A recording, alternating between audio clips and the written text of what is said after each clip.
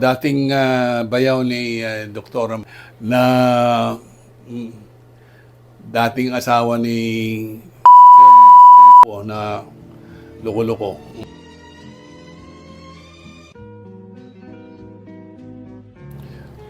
Kasi napansin ko na nagninipis yung buhok ko.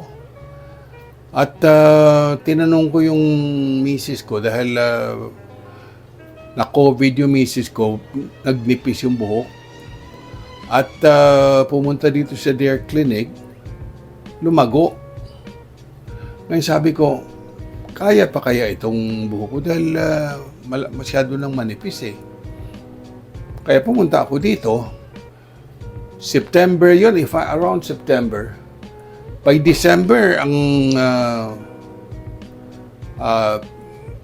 early December, ang lago-lago na. Ang unang ginawa sa akin, yung in-injectionan. May injection. Tapos, napansin ko, kahit na yung kasambahay ko na naglalagay ng gamot sa ulo ko, sabi, "Sir, malago na yung buhok mo." Siyempre, Dare yan eh. Dare, pinakamagaling na clinic derma clinic sa buong Pilipinas.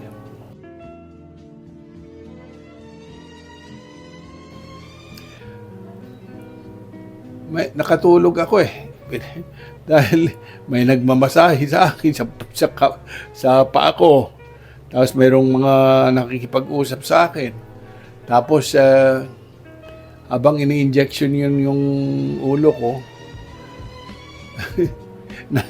may nag-uusap. Kaya nawala yung takot ko doon sa injection sa ulo ko.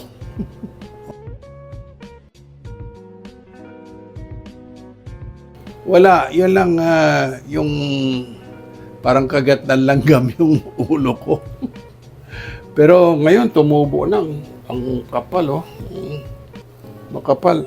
At saka meron din binigay sa akin na hindi lang sa ulo, kung hindi doon sa yung oral.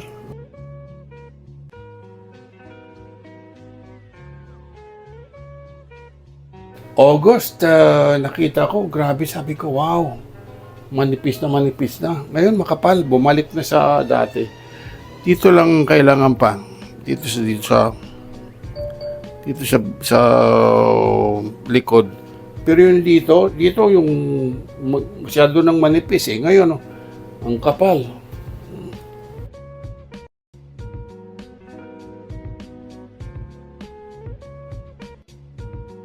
Halagang, pwede na naman mag-checks. Kasi having a full head of hair o kaya makapal na buhok gives you confidence. Iba yung makapal yung buhok kaysa sa kalbo ka. Alam nyo, tayo mga lalaki, gusto natin na makapal yung buhok natin. Habang nagkakaedad tayo ay nagninipis talaga yan.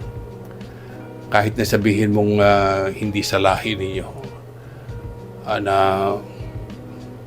hindi kalbuhin. Pero stress, isa yan. Nakakawala ng buhok yan. Nakakanipis ng buhok. Stress, pagod, and of course, advanced age.